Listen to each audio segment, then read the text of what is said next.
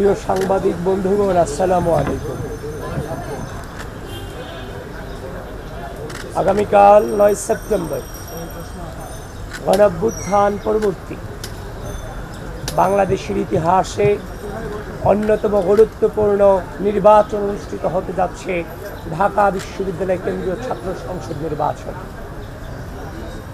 প্রিয় সাংবাদিক বন্ধুগণ, আমি এর আগেও কয়েকবার আপনাদেরকে সতর্ক করেছি। আপনাদের মধ্য দিয়ে গোটা জাতিকে এবং গোটা ঢাকা বিশ্ববিদ্যালয়ের শিক্ষার্থীদেরকে আমি সচেতন করার চেষ্টা করে গিয়েছি যে নির্বাচনের আগের দিন নানান ধরনের সাইবার অ্যাটাকের প্রিপারেশন আছে। আমি যে শঙ্কাগুলো করেছিলাম তারই প্রমাণ মিলল আজ সকাল ৯টা সাড়ে ৯টার দিকে। আমি ঘুম থেকে উঠে আমি যখন প্রিপারেশন নিচ্ছিলাম আমি বাসা থেকে বের হব, ঠিক ওই মুহূর্তে আমি দেখতে পেলাম আমার আইডি নাই হয়ে গেছে, ডিসেবল হয়ে গেছে।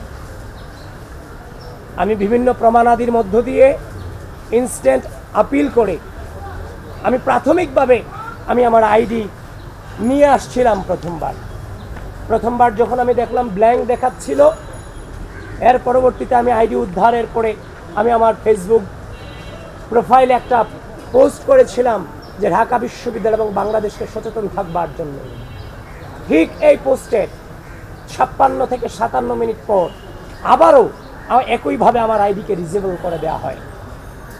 আপিল করে রেখেছি প্রমাণাদি দিয়ে। আমি জানি না আমি আইডি আর নির্বাচনের আগে ফিরে পাবো কিনা।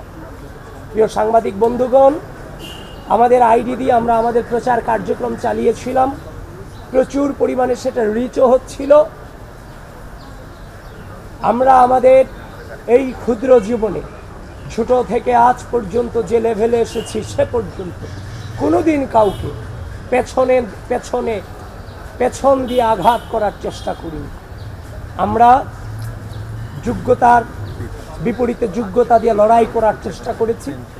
অপসংস্কৃতির বিরুদ্ধে সুস্থ সংস্কৃতি দিয়ে লড়াই করার চেষ্টা চালিয়ে গিয়েছি।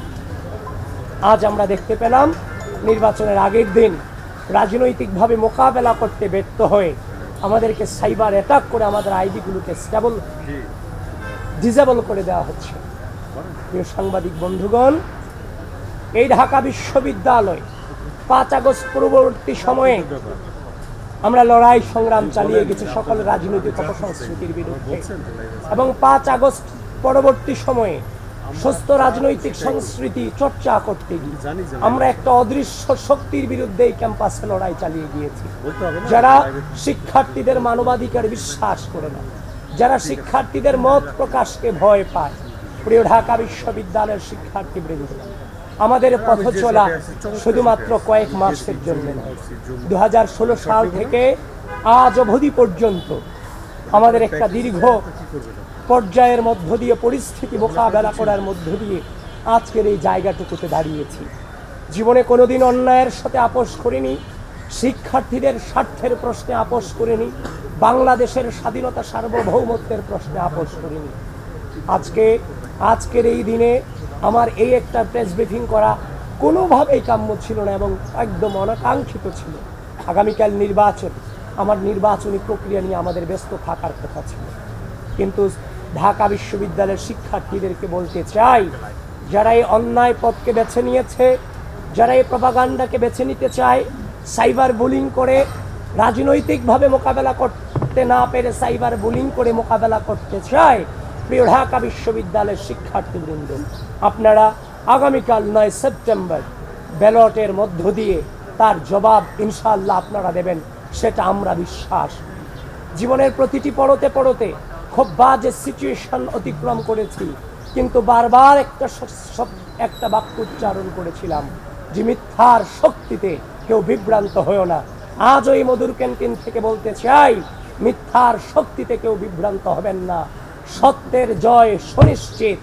এবং আবারও বলছি, প্রিয় ঢাকা বিশ্ববিদ্যালয়ের শিক্ষার্থীবৃন্দ, ঝড় থাকুক, বৃষ্টি থাকুক, যত প্রতিকূল আবহাওয়া কিংবা পরিস্থিতি থাকুক, আগামীকাল সকল অপপ্রচারকারীদের জবাব আপনাদের ব্যালটের মধ্য দিয়ে দিতে হবে।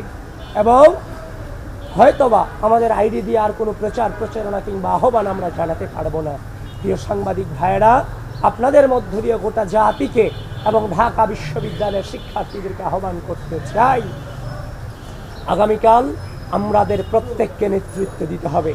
নেতৃত্ব মানে দায়িত্ব পালন। এই রাষ্ট্রের ক্রুশাল মোমেন্টে প্রার্থী হিসেবে আমরা দায়িত্ব পালন করব। সাধারণ শিক্ষার্থী হিসেবে আপনার ভোটাধিকার যথাযথভাবে প্রয়োগের মধ্য দিয়ে আপনারাও দায়িত্ব পালন করবেন, এটুকুই আপনাদের কাছে আকুল নিবেদন। প্রত্যেকটা মুহূর্তে বাজে বাজে পরিস্থিতি অতিক্রম করেছি। স্বাধীন এই সার্বভৌম 5 আগস্ট পরবর্তী বাংলাদেশে আবারও সেই একই নোংরামির শিকার হতে হবে, সেটা সত্যিকার অর্থেই চরম বেদনাদায়ক, চরম বেদনাদায়ক। প্রিয় বন্ধুগণ, আবারও বলছি, যারা মানবাধিকারে বিশ্বাস করে না, মত প্রকাশে বিশ্বাস করে না, ঢাকা বিশ্ববিদ্যালয়ের শিক্ষার্থীরা আগামীকাল তাদের ব্যালটের মধ্য দিয়ে জবাব দিবে ইনশাআল্লাহ। ধন্যবাদ সবাইকে।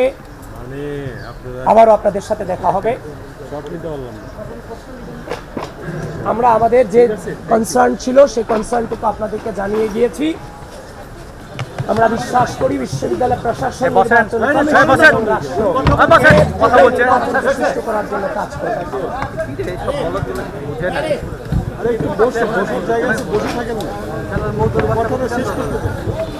আমরা খারাপ আছি, আমরা খালি দেখলে